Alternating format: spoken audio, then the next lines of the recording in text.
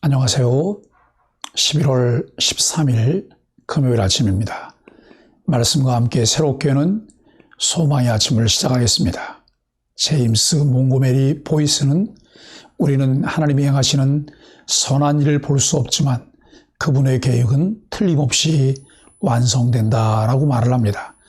사도행전 4장 23절로 31절까지 말씀을 본문으로 해서 교회의 합심기도라고 하는 주제로 은혜를 나누려고 합니다.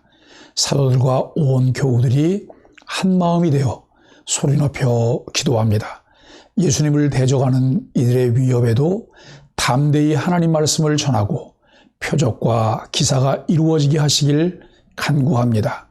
기도를 마치자 우리가 다 성령 충만해 담대히 하나님 말씀을 전합니다.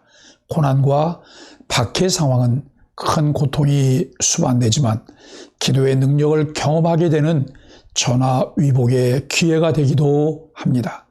사도들이 풀려나서 곧바로 교우들이 모여있는 곳으로 돌아왔습니다.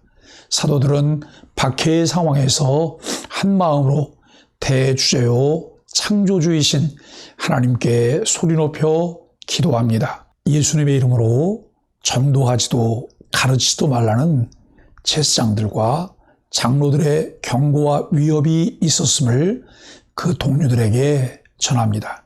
베드로와 요한이 옥에 갇히고 이제 종교 지도자들의 위협이 있는 상황에서 온 교회는 합심하여 기도합니다.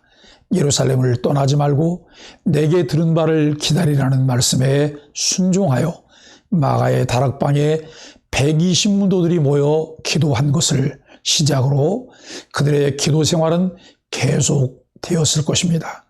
예수님께서 새벽에 한적한 곳에 나가 기도하시는 습관을 가지셨던 것처럼 교회는 개인적으로 그리고 모여 합심하여 기도하는 기도의 습관을 가져야 합니다. 소망의 가족 여러분, 언제 어디서 기도의 골방을 만들고 계십니까? 매일 묵상과 기도 제목들을 공유하시며 기도하시고 또 개인적으로 교회에 나와 기도하시고 또 함께 공동으로 기도 제목을 가지고 합심하여 기도하는 일에 참여하시기 바랍니다. 예루살렘 교회는 평상시에도 철저하게 기도했기 때문에 위급한 위기 상황에 한 마음으로 기도하는 것은 매우 자연스러운 일이었습니다. 사내들인 공회에서 베드로와 요한이 신문을 받고 있을 때 예루살렘 교회는 기도하였습니다. 베드로와 요한이 석방되고 돌아와 상황 보고를 하였을 때 온 교우들이 합심하여 하나님께 큰 소리로 기도했습니다. 누가는 24절에서 30절을 통해 그들의 기도 내용을 상세하게 소개하고 있습니다. 이들의 기도 내용을 보며 기도의 모범을 배울 수도 있습니다. 처해 있는 현실에서 성경을 근거로 기도할 수 있다는 것은 매우 바른 기도의 자세라고 할 수 있습니다. 그 기도의 내용들을 자세히 살펴보며 첫째, 기도를 받으시는 분이 창조주 하나님임을 분명히 인식하는 기도였습니다.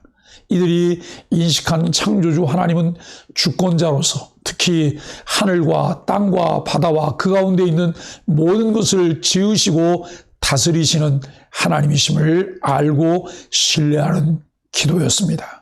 둘째, 예루살렘 교회는 성령이 다윗을 감동하여 말씀한 시편 2편 1절로 2절의 예언이 이미 예수님의 고난을 통하여 성취되었고 지금도 그들의 핍박을 통해 성취되고 있음을 고백합니다.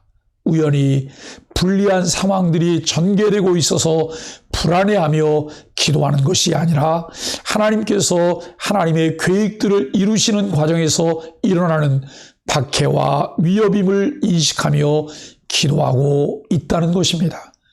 하나님께서 미리 정하신 뜻과 계획에 따라 예수 그리스도를 대적하여 십자가에 죽인 것은 그들의 예상과는 전혀 다른 하나님의 뜻의 성취를 가져오는 방편이 된다는 것입니다. 하나님에 대한 신뢰, 그의 뜻을 알아가면 펼쳐지는 상황의 불안함에도 마음의 평안함을 누릴 수 있는 은혜를 그의 백성들에게 제공해 주는 것이죠. 이것이 하나님과 친밀한 교제를 갖는 그의 백성들이 누리게 되는 신앙생활의 신비입니다. 셋째, 예루살렘 교회는 시편 2편의 동일한 내용이 그들의 고난 속에 실현되고 있음을 인정합니다. 29절에서의 저희는 헤롯과 빌라도 속에 나타난 그리스도를 대적하는 세력인 사내들인 공회를 가리킵니다. 종교 지도자들이 사도들과 교회를 향해 위협하고 있는 상황들에 대하여 하나님께서 즉시 조치를 해주시기를 기도합니다. 헤롯과 빌라도의 모의도 하나님의 예정된 뜻을 이루는 도구로 사용하셨듯이 사내들인의 반대와 위협 역시 하나님의 즉각적인 간섭으로 교회에 유익을 가져오게 해달라고 기도합니다. 이들의 기도의 내용에서 그들이 처한 어려운 현실에서 교회와 상황들을 성경에 비추어 이해하고 그러한 사실을 기초하여 하나님께 기도하고 있습니다. 현실에 대한 정확한 이해, 그 현실에 반영될 하나님의 계획에 대한 이해와 통찰이 간절한 기도와 만나게 됩니다. 넷째, 교회가 한 마음으로 기도할 때 말씀 사역을 위해 기도하였습니다. 그들은 어려운 현실을 제거하기 위해서가 아니라 오히려 이러한 역경에서도 말씀 전파의 사명을 더욱더 담대하게 감당할 수 있도록 해달라고 기도했습니다. 사도들이 더 이상 예수님의 이름으로 전도하거나 가르치지 말라고 경고하고 위협하는 상황임에도 이렇게 기도하는 것은 온 교회가 하나님의 말씀을 선포하는 일에 전폭적으로 헌신하기 위한 기도였습니다. 다섯째, 교회는 이렇게 담대한 말씀 전파 사역이 하나님께서 그의 손을 펼치어 치유의 역사가 일어나고 거룩한 예수님의 이름으로 표적과 기사가 이루어지는 가운데 동시적으로 진행되도록 기도했습니다.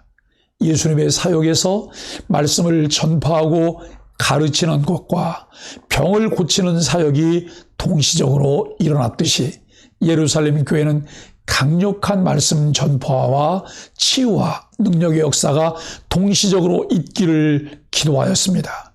여섯째, 합심 기도의 응답이 나타납니다. 첫째는 성도들이 모였던 장소가 진동합니다. 하나님의 초자연적인 임재와 간섭을 확신시켜주는 현상이었습니다. 둘째, 모인 성도들이 모두 성령 충만해졌습니다. 하나님께서 임재하시고 간섭하신 것은 그들에게 강력한 성령의 권능을 주시기 위한 암시였습니다. 셋째, 모든 성도들은 성령 충만의 결과로 하나님의 말씀을 담대하게 전하게 되었습니다.